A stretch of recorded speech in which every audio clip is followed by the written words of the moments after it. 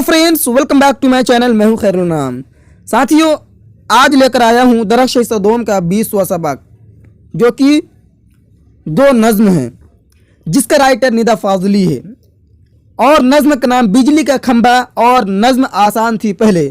तो सभी चैप्टर के जैसा इस चैप्टर का भी सबसे पहले हम लोग थ्योरी को अच्छी तरीके से समझेंगे, उसके बाद VVI MCQ क्वेश्चन देखेंगे, उसके बाद सवाल और जवाब भी एक ही वीडियो में देखेंगे, इसलिए बहुत ही ध्यान से गौर से सुनिएगा। तो चलिए शुरू करते हैं। ये दोनों नज़्म निदा फाजली का लिखी हुई है। किनका लिखी हुई है, याद रखिएगा। ये दोनों नज़्म जो है निदा फाजली का लिखी हुई है। पैदाइश 1965 ईस्वी ग्वालियर में हुई थी, वफ़ात 2006 ईस्वी में हुई। वफ़ात कब हुई? 2006 ईस्वी में। 1964 या 65 ईस्वी में इनके वालिद और वालिदा कराची यानी पाकिस्तान में जा बसे। इन्होंने उर्दू और हिंदी मज़ामीन में MA किया। किस किस मज़ामीन में? हिंदी और उर्दू में। किसने? तो याद रखिएगा, निदा फाजली ने। आगे लिखा है कि उसके बाद बम्बई चले गए।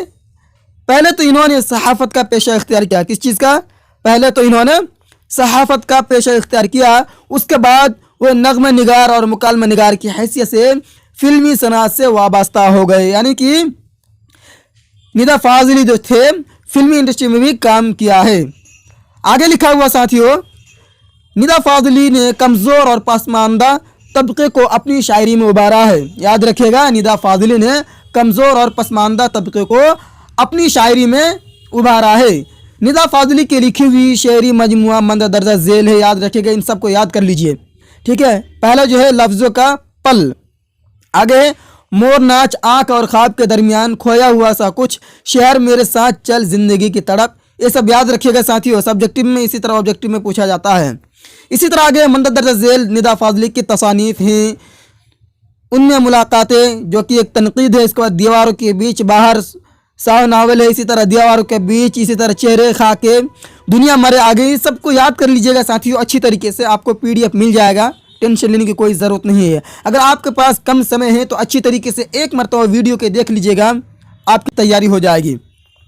आगे साथियों, निदा फाजली ने कई ममालिक की नुमाइंदगी की, जैसे USA, इसी तरह UAE, इसी तरह जर्मनी, बांग्लादेश, पाकिस्तान, इंग्लैंड और मार्शेस, हिंदुस्तान वगैरह जो है इन्होंने सिर तफरी भी की है। इसी तरह निदा फाजली को साहित्य अकादमी अवार्ड, शिखर सामान, गालिब अवार्ड और खुसरो जैसे अवार्ड से नवाजा गया है। बहुत ही अहम पॉइंट्स है साथियों, इन सबको अच्छी तरीके से याद कर लीजिएगा, ठीक है। तो चलिए थ्योरी के बाद हम लोग MCQ क्वेश्चन भी देखेंगे एक ही वीडियो में। ऑब्जेक्टिव का पहला सवाल है, नज़्म बिजली के खंभा के शायर कौन है? A में निदा फाजली, B सैयद मोहम्मद जाफरी, C चकबस्त, इसी तरह D है परवेज शाहिदी। तो बिल्कुल जो राइट आंसर हो जाएगा निदा फाजली। ए बिल्कुल राइट आंसर हो जाएगा, निदा फाजली। सवाल नंबर 2 है, निदा फाजली के अफराद व ख़ानदान कहाँ चले गए?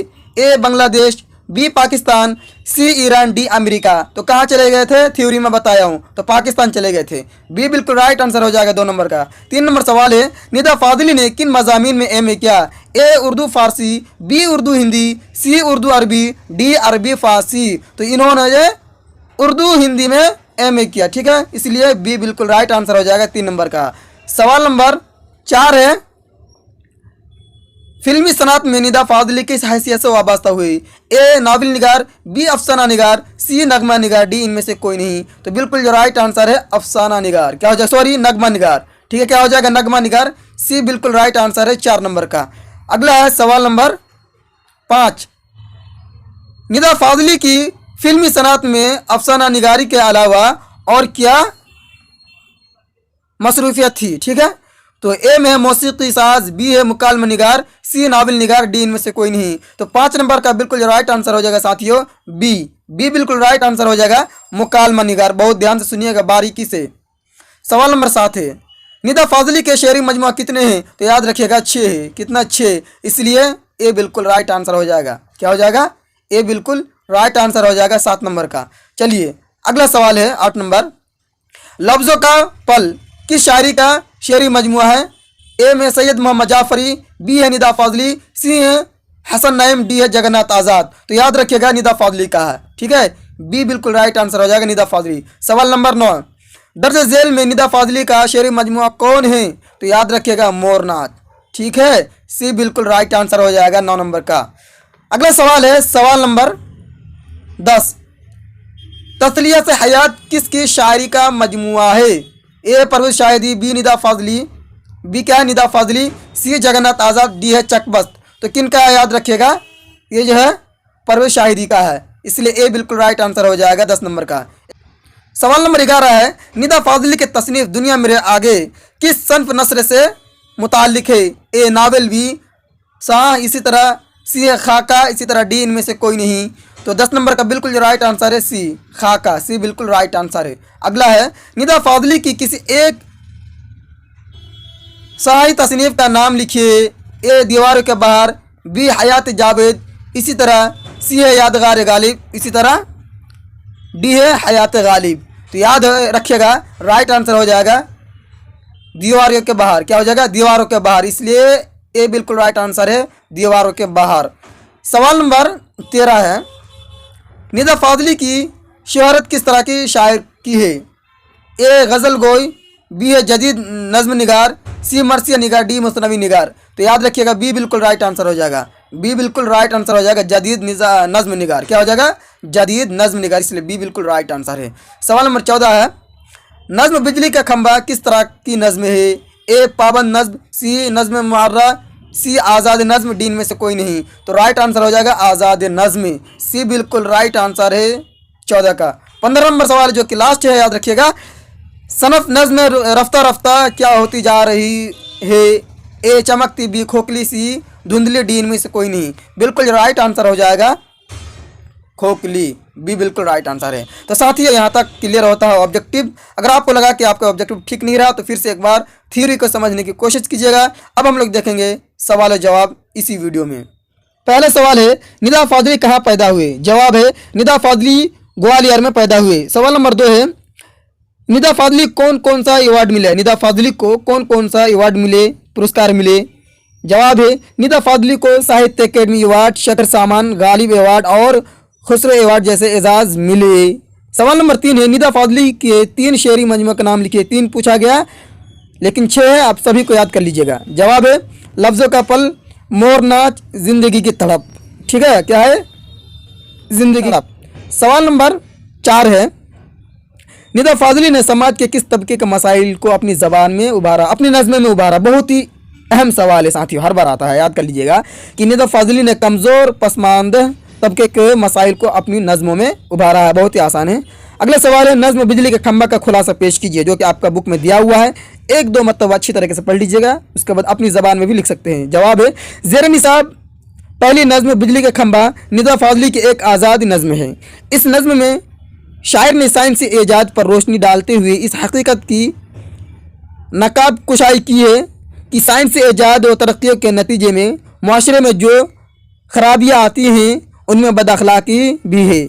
इन खामियों के ताल्लुक से शायर ने बदअखलाकी और अफरा तफरी की तरफ इशारों में लोगों को मुतवज्जे किया।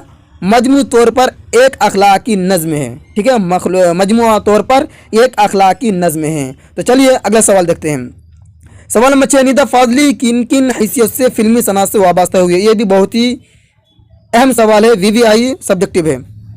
जवाब है पहले तो निदा फाजली सहाफ़त का पेशा इख्तियार किया, उर्दू हिंदी के मुख्तलिफ रिसालों से वाबस्ता रहे। उसके बाद नगमा निगार और मुकालमा निगार की हैसियत से फिल्मी सनअत से वाबस्ता हो गए। ठीक है, चलिए और एक सवाल है। तो नंबर ज़ेर निसाब नज़्म बहुत आसान थी, पहले का मरकज़ी ख्याल पेश कीजिए, जो कि 5 नंबर का पूछा जाता है, जो कि आपको बुक में दिया हुआ है कि दूसरी नज़्म में शायर ने सनफ़ नज़्म के फ़नी उरूज ज़वाल को बयान किया है। इशाराती ज़बान इस्तेमाल करते हुए शायर ने कहा कि इब्तिदा में नज़्म कहना निस्बतन ज़्यादा आसान था। अदब अपने अहद का आईनादार होता है और शायरी अदब के इसके आफाक़ी उसूल से अछूती नहीं है, इसलिए बदलते हुए सियासी हालात और मजहबी शिद्दत पसंदी ने नज़्म के आहंग को भी रफ्ता रफ्ता बदल दिया है, धीरे धीरे बदल दिया है। आज के बदलते हुए माशराती कुदरों और सियासी बेउसूली से नज़्म मुतासिर हुए बगैर नहीं रह सकी। कमियत के लिहाज से तो उर्दू शायरी में नज़्मों का अच्छा खासा सरमाया मौजूद है। आलमी सतह पर इसे मकबूलियत भी हासिल है, लेकिन फ़िक्र ख्याल के लिहाज से सनफ़ नज़्म आगे लिखा है धीरे धीरे खोखली होती जा रही है और शायर की ज़बान में नज़्म पर सनफ़ इज़्म हिलाल की कैफियत तारी है। तो साथियों यहाँ तक क्लियर होता है आज का चैप्टर। आई होप कि इस वीडियो से आपका ये चैप्टर क्लियर हो गया होगा। अगर आपको किसी भी तरह का कोई भी डाउट है मुझे कमेंट बॉक्स में कमेंट कर सकते हैं, या फिर टेलीग्राम ग्रुप ज्वाइन कर लीजिए, लिंक डिस्क्रिप्शन में दिया हुआ है। मुझे पर्सनल भी मैसेज कर सकते हैं, मैं आपका रिप्लाई करूँगा। फिर मिलूँगा आपसे अगले क्लास में।